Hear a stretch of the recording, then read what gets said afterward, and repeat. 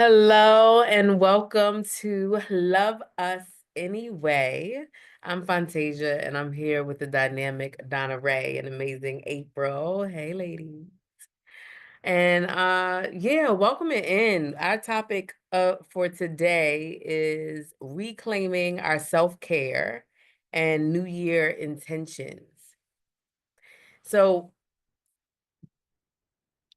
I'm just gonna like tap in. So I just returned from a retreat, a weekend retreat, and once upon a time, I retreated at least 2 to 3 times a year just for myself to replenish. As you know, it's a lot of work that we do within the community and people that we support and how we show up. And so I'm reclaiming that as part of my self-care this new year, just saying, yeah, I'm going to retreat at least twice a year again and make sure that I am intentional about it. And so starting off in January, I'll go to another midway through the year. And with that being said, ladies, what does self-care mean to you? And why is it important to maybe begin a new year with that intention? Ray, may I tap in here? Yes. Yeah.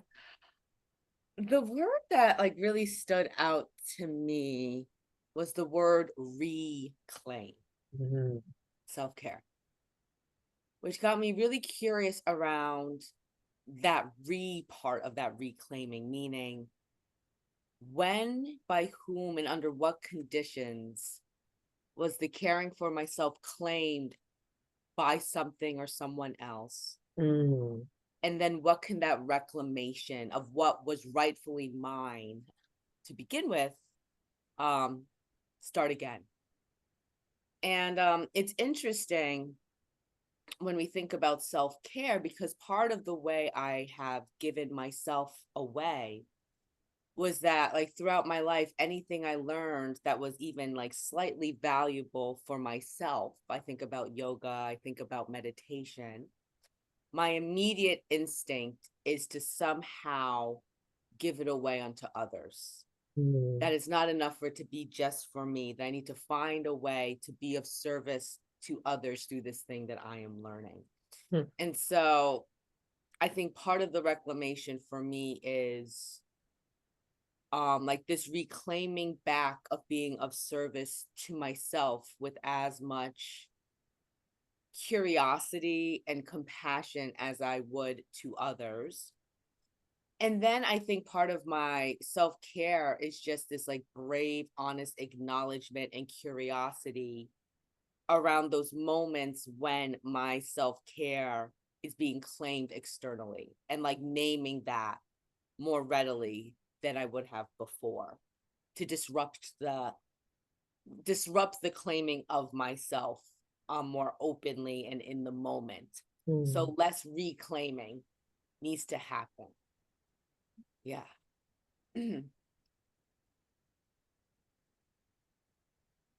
Reclaiming self-care for me, what comes up is probably definitely the past couple of years, I've lost sight of that. I have not been prioritizing it.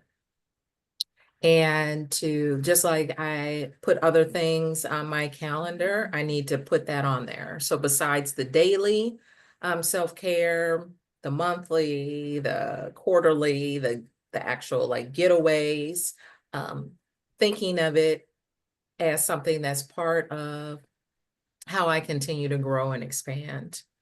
Um, there was a time when self-care sounded selfish, or frivolous, and now it just seems essential. Mm. And for me, self-care is going to come in the forms of education, of getaways, of spending more time with the people who care for me. So I think it's an ebb and flow in that.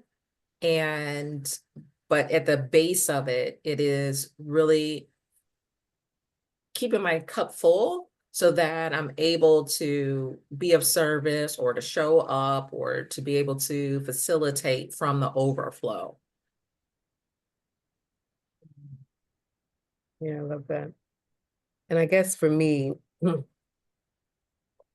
also means, taking intentional actions to really nourish myself, both physically, mentally, and prioritizing the person that's important, which is me. And it's really about recognizing my own needs and just like you all said, like ensuring that I prioritize myself without feeling guilty about it, without the pressure. And at the start of the year, I feel like it shows up a little bit more because it's one of those things that feels like it's even more important because it kind of sets the tone in the year for me and how I'll continue to show up in the world. And then I thought about some of what you said too, April, like, how we do things for ourselves and then figuring out ways how we can then pour those things that we've learned and gained into other people. But and what I know too is that when we take care of ourselves, we do have more to give to other people too. And it helps us kind of stay grounded, as we navigate new challenges and opportunities and such. So even with that being said, what would you offer in saying, yeah, make self-care a priority, especially in the midst of having like a busy schedule or any external pressures that we have in our day-to-day lives? What would you offer in that way for people listening? Yeah. I feel like this kind of reminds me of the work in mindfulness, where sometimes if we're not careful, our intentions can lead us to self-judgment, critique, and disappointment. So I Mm, see this happening a lot where folks know that self-care is important and they set those intentions and they feel like they should know better. They should know, like, okay, nourishing the body should be like this. And there's meditation, there's mindfulness, there's all these other things. And then when it doesn't happen because life is lifing, mm, there's like this spiral of self-critique that can then take us even more out of self-care. mm, And so for me, it's caring towards myself to identify and celebrate and almost put a flashlight initially, mm. especially at the start of the year, of like, where am I already doing the self-care thing? Yeah. Vibe wise, like when am I feeling like it's like, oh, this feels like a caring of myself. And instead of just passing over it because it's not like 20 minutes of meditation, just because it's not like taking a full retreat. Hmm. Um, Celebrating those moments, being like, oh, care for me feels like this. Hmm. It's the comfortable sweater on my body that feels good. Let's do more of that. Let's wear that sweater more. Or oh, that song makes me happy. There's a smile on my face when I hear it. Let's listen to that more. Or for me recently it's like Snoop Dogg makes me laugh. Like any video of Snoop Dogg commenting on animals, on the Olympics, on anything. I'm like, "Oh, that's just like a click of a YouTube video away." And self-care to me feels like a giggle and a laughter. So let's do a little bit more of that. But I think for me initially, in the busyness of the schedule, it's just like pausing a bit more Hmm. in the vibes of self-care when they arise for me, and then just trying to increase the frequency a little bit more. Mm, Instead of feeling like it's this really far removed thing mm, where I need to make more time for it when already time is scarce, or still myself more when I'm pushed to move so much in my day to day. Just trying to see, it's like, I'm already kind of doing things that are adjacent to this self-care thing I've heard about. Let's like feel into it and replicate it a little bit more. yeah. Or it's almost like put on, if there was like, there's the fast forward button. It's Hmm. almost like, how do I reverse that? Like, how do I slow it down? Those Mm. moments. Yeah. I'm part of this community and we practice every day. every day. And the idea is to get into the frequency of joy. And so this a 30-minute practice every day. And you're talking about a mindfulness practice, right? Is that what we? Well, I mean, it's yoga and meditation. Okay. Okay. And it does really set the day because there's going to be resistance. Yeah. Period. That's a fact. There's going to be resistance and of I don't want to do this, or this doesn't make sense to me. I don't have time for this. Anything that takes me away from what's on my agenda is going to be resistance, right? Because I want to be comfortable. I want to be full. I want to be warm. I want to be, and in order to live a fuller life, I have to prioritize my mental, emotional, and for me, that means just getting clear because there's going to be gunk from yesterday, from a week ago, from a year ago, that's going to keep coming up in addition to what's happening right here today. So I think I'm really moving away from thinking that like self-care is a luxury. It's more of a necessity. It's just a way of living, right? So I don't want to go a day where I'm not doing my practices, where I'm not sitting quietly or celebrating myself, right? I want that to be the new framework of how I'm living my life. I know what I've done in the past, and all of that has gotten me to where I am now. And so for the past 90 days, for sure, doing the practice every day carries me. And then so sometimes I have a little, like a burst of comfort, a boost of there you go, of keep going. And it's not even forced. It just kind of arises. So making it a lifestyle. Mm. Yeah. I got a lot of appreciation around, a lot of what you both shared, and also, just making self-care a priority, and in that priority, setting clear, realistic intentions and setting boundaries. We talked about that before. It's easy to get caught up in the hustle and bustles of what life happening, but just like you mentioned, carving just a little bit of time out each day, whether it's a few minutes, 10 minutes, an hour if you got it. If not, that's fine too, but just carving in a little bit of time when you can create a habit of it, right? Create a habit of it. Like you said, Donna, you're doing it every day. And so you're creating a habit of it, and just really also setting boundaries when it comes to work, family, social commitments. All of that is crucial. Which also means sometimes we say no to things if it doesn't align with our well-being, with our self-care practices.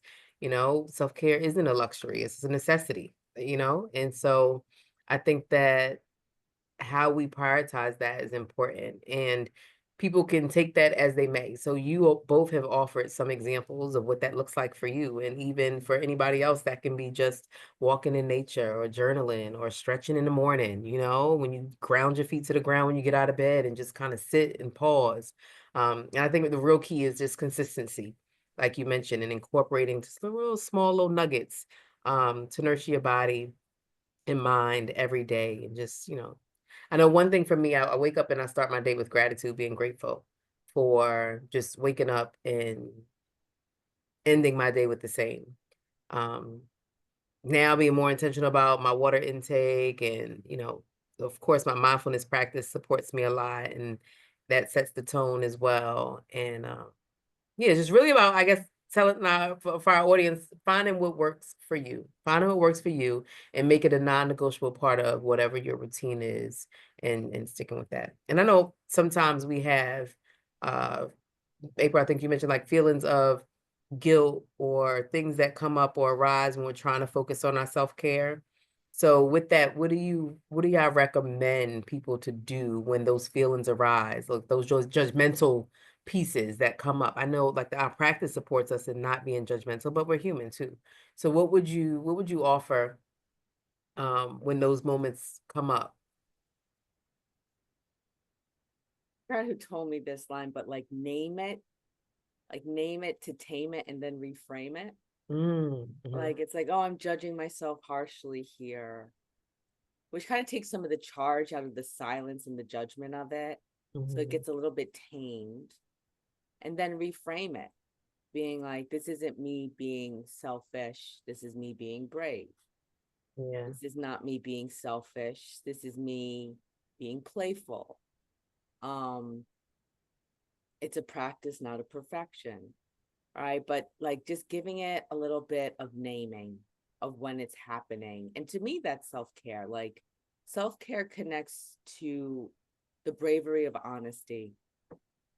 Um, and then that leads to trust, and then that leads to true authentic care in a way that's personal and individualized. So Mhm. I think naming it when it's happening.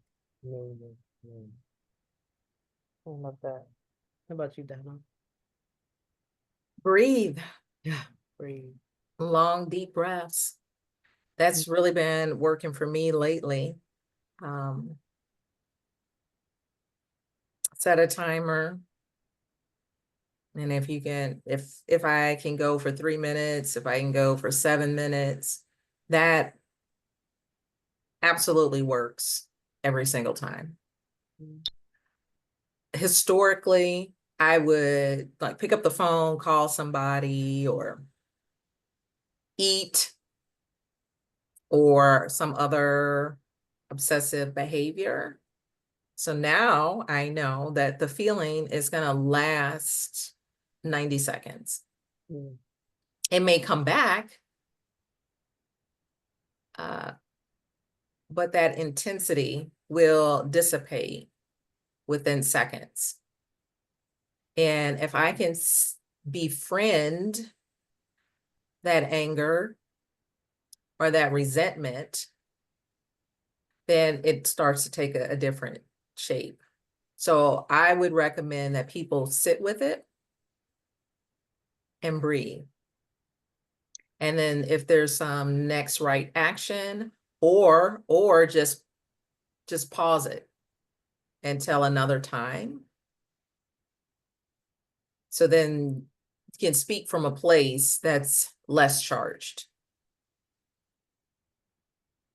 So naming it, pausing, sitting with it. Yeah, and yeah, also reminding yourself that your needs are valid, right? And we all deserve time to just kind of recharge and reset.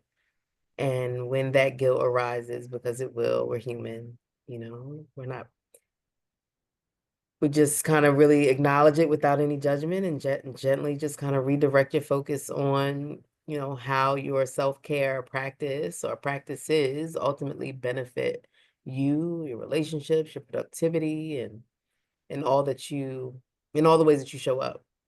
So even with that, talking about now our intentions. So wondering what roles do our intentions play in reclaiming our self-care for the new year, or how can we set achievable, um I wouldn't say goals, let's say intentions, because there's a difference between like the whole uh what is the other word that people say? I have a resolution. We're talking about intentions here. So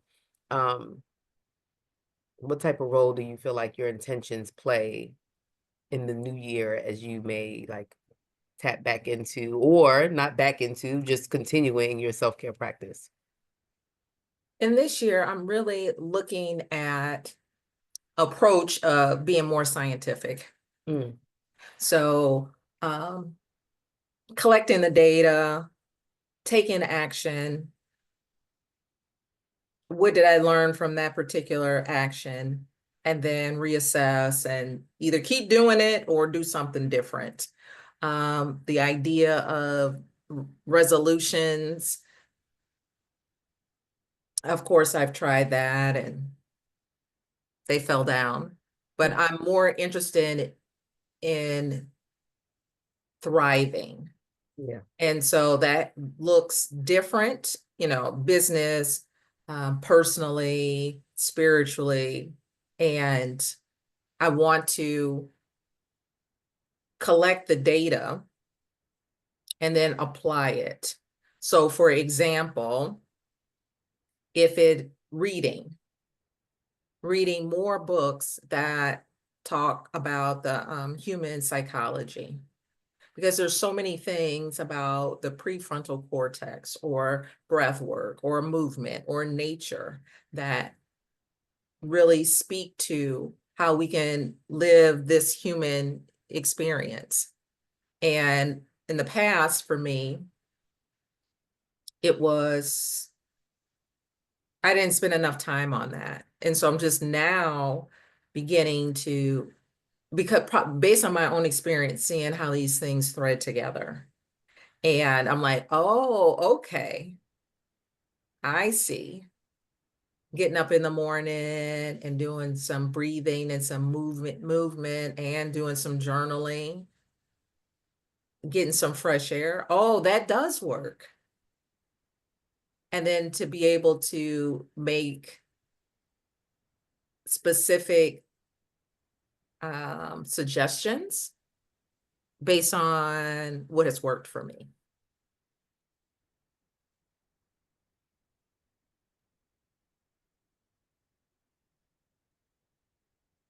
Yeah. Um, so for me, like I look at resolutions and expectations as disappointments in disguise. Mhm. Um, and when I think of intentions, I almost think about like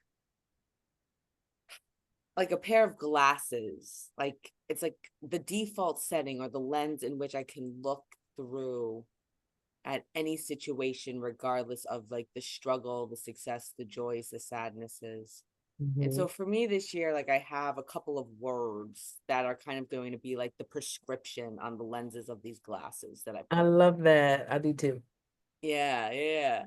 Um, like one of them is rest. Okay.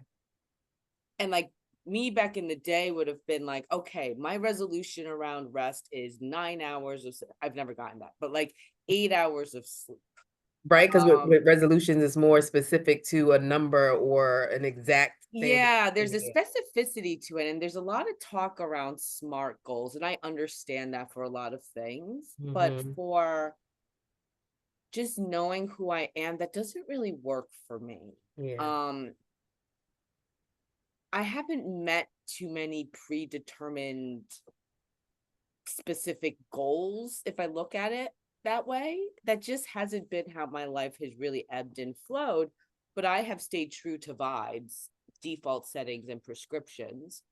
And so like I just want to take these like glasses of rest and just like use it to look at like any situations. Like how can I be a little bit more restful in this situation? And it could be as simple as a little bit of a softening of the shoulders away from the ears. It could be saying no to that thing that I know doesn't really speak to me, and not feel pulled to do things as much out of obligation. I'm actually one of my other R words for the year. It's a lot of R words for my intention. One is running, actually. I've just gotten into long distance running, which seems Yeah. very antagonistic to rest. But oddly enough, an important part of running and moving to that degree is resting well. Mm. And so as I'm moving quickly, even there, I can still take on the glasses of being restful within the movements, breathing a little bit more deeply, slowing down the pace. Like, so that helps me out a lot with intentions. It's just, it could be this like, it's almost like a flavor in a seltzer water. Like you can like infuse it in to like anything. Um, and I recently heard to not belittle the little things that I'm doing. because a lot of little things added up make a big difference. And when I think about resolutions, they tend to be like this big thing, this big specific thing. Yeah. But when I think about intentions, it could be like these like little nibbles of stuff that can add up. Yeah, Yeah, I like that's that. me. I like that. And the fact that, yeah, because the resolutions or goal setting and all that's like, yeah, I want to lose 20 pounds. Yeah, no, that's just big, right? But an intention might be like, I want to just feel strong and healthy, like to make your intentions achievable, like breaking them down in those small little pockets, those pieces, those actionable things that you can actually do, and just focus on building habits and things over time rather than putting a lot of pressure on yourself to make these drastic changes all at once. And when you spoke to your words, I have two myself this year. And for me, it's transformation and abundance. And I'm like, yeah, those two words are big because they can fall. A lot of little things can happen under those words. And so, or those intentions that I'm setting for myself. And yeah, it feels good. It feels good not to be so specific. It feels good not to be so strict on what it is that I want to attain for the year, but really just setting my intentions on just those words and whatever comes along with it. And that doesn't necessarily mean that it may be like a lot of bliss from transformation and abundance. Because my year's already been like, we're only 12 days in, and I'm like, yeah, but it still feels good because I know that on the other side of that, my intention is,